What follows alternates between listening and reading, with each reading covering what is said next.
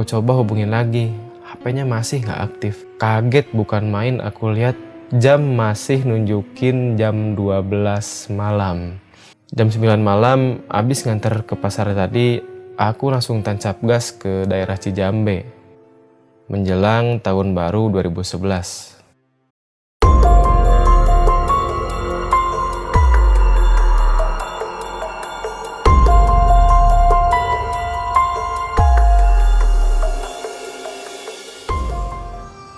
Assalamualaikum hororers, balik lagi bareng saya Adit di sini di podcast Horor Demit.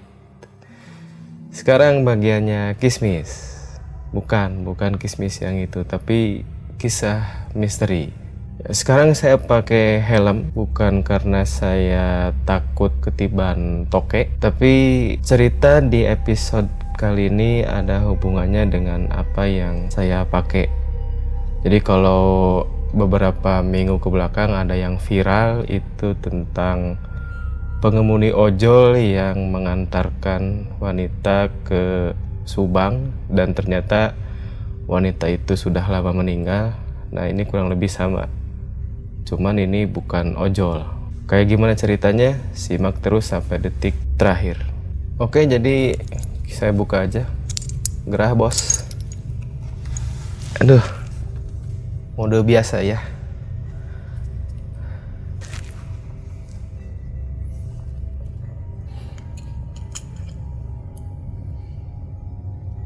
Ya, jadi kali ini saya dapat cerita dari seseorang bernama Haris.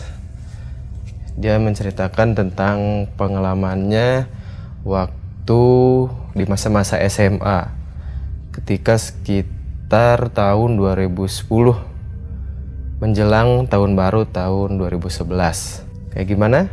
Masuk aja ke cerita, pasang headsetnya, matiin lampunya, dan pastiin kamu lagi sendirian.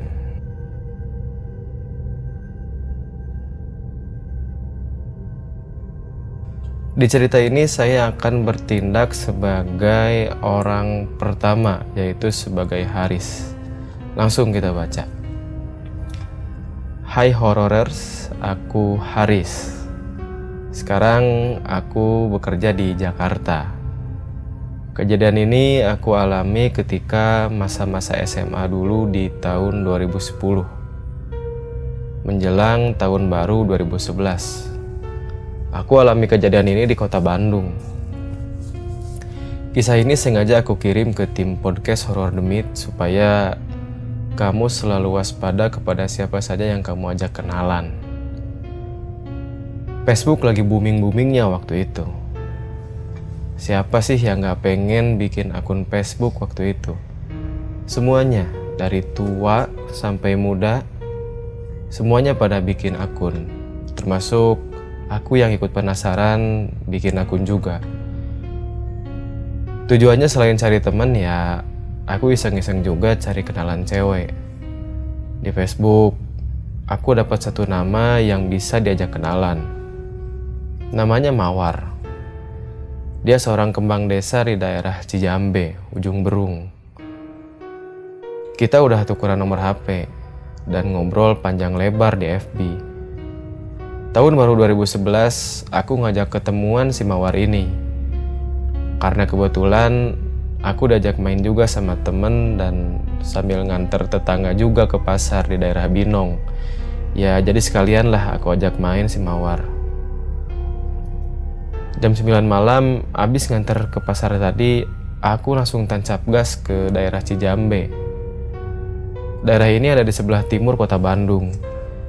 Kita rencana ketemuan di salah satu sekolah yang ada di sana. Ini gak tahu cuma aku yang ngerasa atau kalian juga yang ngerasa. Tahun baru 2011 asli kerasa garing banget. Yang biasanya rame, ini sepi. Secara kota Bandung ini adalah ibu kota Jawa Barat. Aku udah nyampe sekolah nih. Dia gak ada. Tapi katanya di aplikasi chat BBM dia bilang dia itu udah nyampe. Padahal aku lihat-lihat di setiap sudut gak ada siapa-siapa. Sampai 3 kali balikan ke sekolah itu buat mastiin dia ada atau enggak. Ternyata pas banget di balikan yang ketiga yang ini, aku lihat dia ada di bawah pohon gede di deket area sekolah. Perasaan tadi dilihat-lihat gak ada siapa-siapa. Bodo amat pikirku, yang penting ketemuan. Singkat cerita kita jalan. Aku ajak dia jalan ke arah tengah kota. Kita jalan ke daerah Gedung Sate, Dago dan sekitarnya. Orang Bandung pasti tahu lah. Pokoknya ngabisin waktu berdua. Dunia serasa milik berdua. Tapi aku masih heran, ini tahun baru kok sepi amat, serius. Yang biasanya banyak yang konvoy, ini gak ada sama sekali. Gak kerasa waktu udah sekitar jam 3 dini hari. Aku denger-denger ada azan awal. Yang kita tahu azan awal ini sekitar jam 3 atau setengah 4 ya. Ya karena mungkin khawatir Mawar ngajak aku pulang. Hayu pulang, udah malam katanya. Ciri khas ya, bahasa Indonesia logat Sunda. Dengan senang hati aku anterin lah dia pulang. Awalnya aku kira rumahnya ada di sekitaran gunung, karena memang Cijambe ini ke sebelah utaranya itu pegunungan. Aku masuk ke sebuah komplek. Aku kira, wah rumahnya pasti gedongan nih. Ternyata bukan, di sana ada gang. Agak gede juga gangnya, tapi masih tanah merah jalannya. Aku harus masuk lagi ke dalam sana. Aku mulai ngerasa merinding, soalnya aku harus ngelewatin kebun bambu.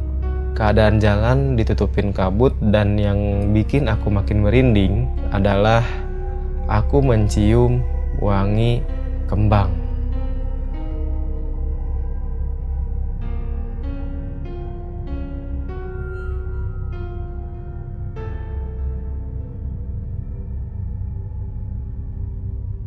Mawar ngingetin supaya aku gak banyak noleh sana sini.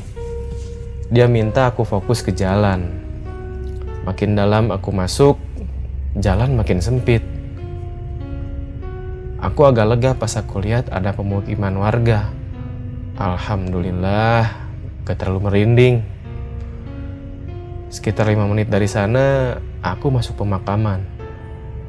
Merinding lagi kan. Di tengah aku lihat memang ada rumah gedongan. Kalau dipikir-pikir sekarang, masa iya ada rumah gedongan di tengah pemakaman? Gak masuk akal sih. Tapi kok aku bisa seberani itu ya dulu? Ya namanya juga remaja kasmaran. Bisa mendadak berani menghadapi apapun. Singkat cerita, sehabis aku ngantar pulang, pas ketika aku sampai ke rumah, kaget bukan main. Aku lihat jam masih nunjukin jam 12 malam. Langsung merinding banget aku di situ. Padahal tadi aku nganter Mawar itu jam 3 subuh. Dan aku denger jelas udah ada azan awal. Aku coba buat masa bodoh lah dengan itu. Tapi paginya aku masih keingetan dan penasaran. Kebetulan aku juga punya temen yang rumahnya di daerah sana. Sebut saja Ujang. Aku ceritain lah semuanya ke si Ujang. Kalau aku semalam nganterin cewek pulang ke daerah kejadian tadi. Aku sebutin tuh dengan jelas ciri-ciri daerahnya itu ada rumah di tengah pemakaman. Ujang cuma bilang, di sana nggak ada rumah sama sekali. Lah, terus rumah yang aku lihat semalam itu rumah siapa? Dan Mawar itu siapa?